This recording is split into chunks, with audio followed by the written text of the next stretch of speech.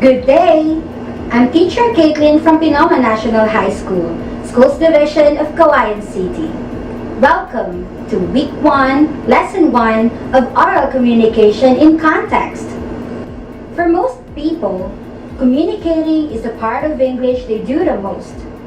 From short highs or a nod, to short conversations with friends, to telling a story in front of the class. We all communicate throughout the day, every day. As we progress in this course, you will learn tips and techniques to help you communicate more effectively in life. You may find it helpful to have at hand a notepad and a pen, so you can have an easier review of your thoughts at the end of the lesson. After completing this course, you should be able to understand the functions, nature, and process of communication. To start with, let's answer What I Know activity on pages 9 and 10 of your module. Read the following statements carefully and choose the letter of the best answer. Write your answer before the number.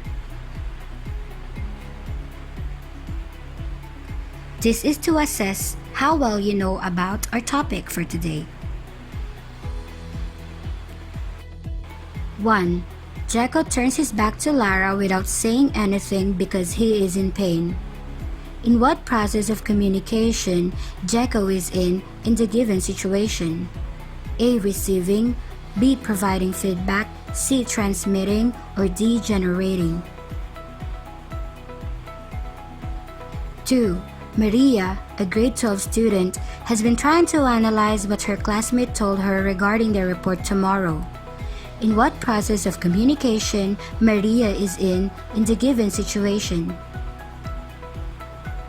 A. Generating, B. Encoding, C. Decoding, or D. Initiating. 3. Which of the following statements is or are true about communication? A. Communication takes place between two or more people. B. Communication is an act to give and receive information. C. Communication is the transmission of ideas and emotions between or among persons. Or D. All of the above. 4. This function of communication facilitates people's expression of their feelings and emotions. A. Emotional expression, B. Information dissemination, C. Motivation, or D. Control. 5. John Emmanuel thinks of how to tell his opinion using his native language. This sentence is an example of A. Decoding, B. Encoding, C. Transmitting, or D. Generating. 6. Jenny is thinking of greeting her boyfriend during their anniversary. She composes a greeting card and sends it to her boyfriend. What element of communication is being acted by Jenny? A. Sender, B. Decoder, C. Receiver, or D. Channel. 7. John wrote a letter for Glide, his friend, and gave it during her birthday celebration. In this case, what did John use as a medium of communication? A. Letter, B. Wrote, C. Birthday, or D. Glide. 8. It is a wordless communication which uses facial expression, gestures, movement, touch, and anything that communicates without speaking. A. Verbal communication, B. Nonverbal communication, C. Public speaking, or D. Small group communication. 9. The content being conveyed in communication is called A. Noise, B. Jargon, C. Message, or D. Code. And 10. Which of the following is not an example of verbal communication? A. Interpersonal communication. B. Small group communication. C. Body language. Or D. Public speaking. Let's now check your answers for the pre-assessment activity. 1. B. 2. C. 3. D. 4. A. 5. B. 6. A. 7. A. 8. B.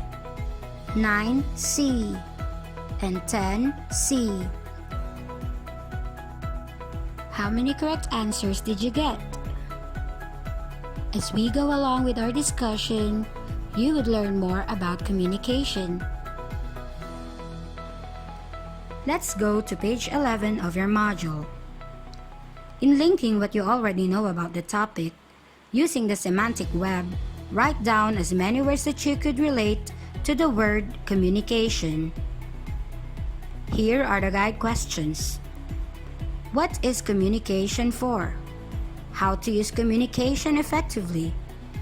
What is culture to communication? Now look at the words that you have written. They may vary as your perception differs from one another. But don't worry that much, because as we go along with our discussion, you'll find out if those words are really related with communication. And if they are, you will also be able to realize how those words are related with communication. So let's start narrowing them down. It is valuable to understand what communication is and, of course, how it works. Let's start our discussion with the etymology of communication. The root word of communication in Latin is communicare, which means to share or to make common.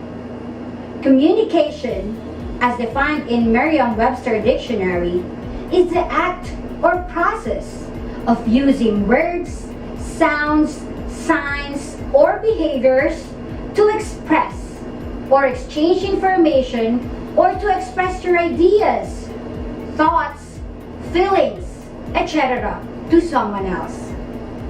Aside from that, it is also defined as a process of sharing and conveying messages or information from one person to another, within and across channels, context, media, and cultures. To further understand what communication is, take a look at the nature of communication. First, communication is a process.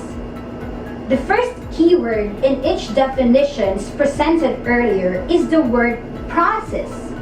A process is a dynamic activity that is hard to describe because it changes. Second, communication occurs between two or more people. That includes the speaker and the receiver. In communication, sharing occurs when you convey your thoughts to others. You can also share it with yourself. There is what we call interpersonal communication. Third, communication can be expressed through written or spoken words, actions, or both spoken words and nonverbal actions at the same time. We can communicate verbally or non-verbally. Note that verbal communication refers to an interaction in which words are used to relay a message, while nonverbal communication refers to an interaction where behavior is used to convey and represent meanings. Responses that are not expressed in words are classified as nonverbal communication. Examples of nonverbal communications are movements, facial expressions, the tone of your voice, your body language, gestures, and others. So whether you consider yourself to be shy or expressive, you have to communicate from day to day. Communication is divided into elements which help us better understand the mechanics and process of communication. Each element serves an integral function in the overall process. The first one is the speaker, who is the source of information or message. Second is the message. The message is the information, the ideas or thoughts conveyed by the speaker in words or in actions. Third is encoding. Encoding is the process of converting the message into words, actions, or other forms that the speaker understands. Fourth is the channel. Channel is the medium or the means, such as personal or non-personal, verbal or non-verbal, in which the encoded message is conveyed. Fifth is the decoding, which is the process of interpreting the encoded message of the speaker by the receiver. Sixth, receiver, who is the recipient of the message or someone who decodes the message. Seventh is the feedback, or the reactions, responses, or information provided by the receiver. Eighth is the context. Context is the environment where the communication takes place. And lastly, the barrier. Barrier includes the factors that affect the flow of communication. Now, we're going to talk about how the communication process works. Having an understanding of the process of communication can help you learn to communicate more effectively. The communication process starts with the sender. The sender is a particular person who will be transmitting a particular message. The sender is in charge of encoding a particular message and how it will be sent. We have the message here, and that message gets sent to the receiver, depending on what channel the sender chose to communicate with. Now, the receiver, he will be the one in charge in decoding the message. They listen to what is being said and assess what that is for understanding. The other part here is the feedback, whether verbal or non-verbal.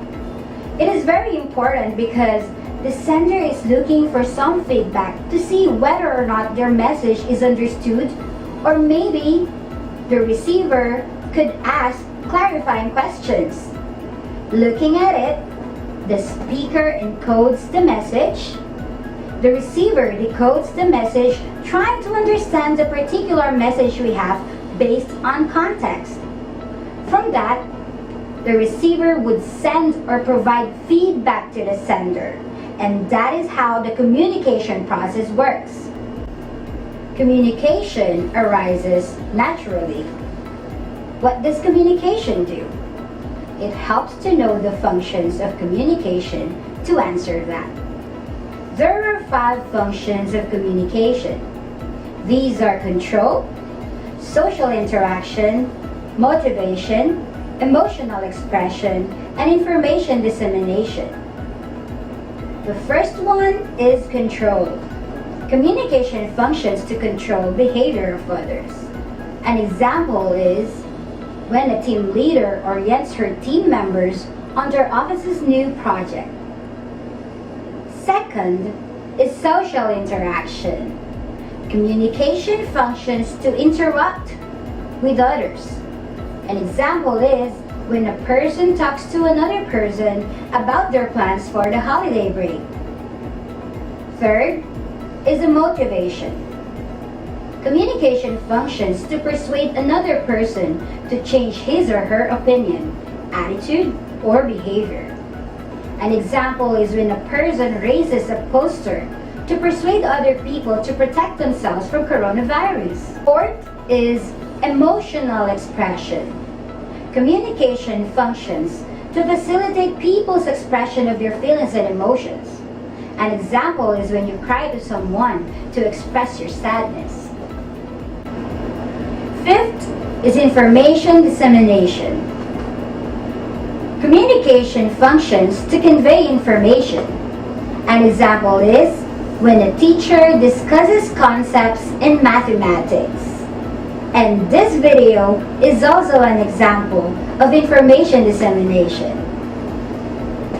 We may determine one function of communication as a primary function, and in certain circumstances, the situation or position may have one, two, or three other secondary functions. To sum up our lesson for today, here are the following keys to be remembered. Communication is a process of exchange of ideas between two or more people. The process of communication starts with the sender who encodes the message to be decoded by the receiver, and from that, he would send or provide feedback to the sender.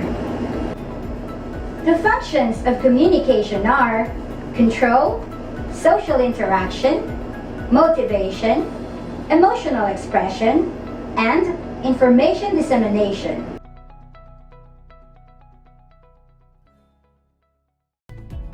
Now, go to page 16 of your module. You can see that there are 3 parts of the What's More activity. After accomplishing that, go to page 19. You would have to answer 3 questions under What I Have Learned activity.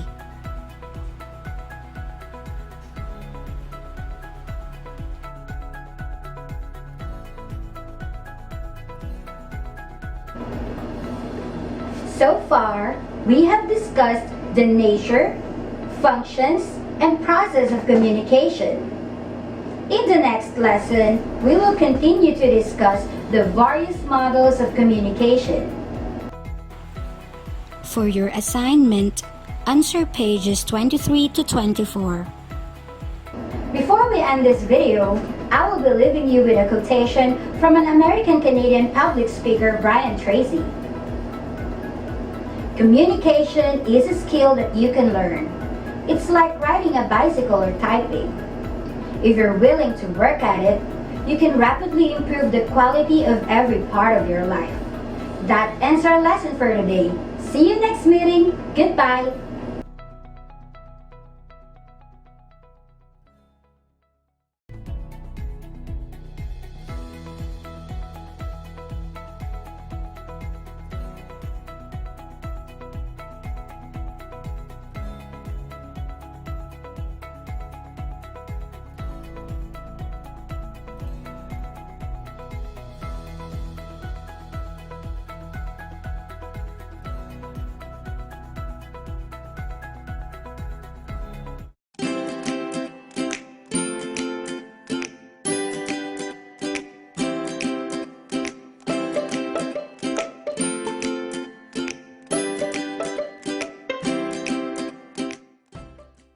SDO Cauayan City, naglilingkod para sa kabataang Pilipino.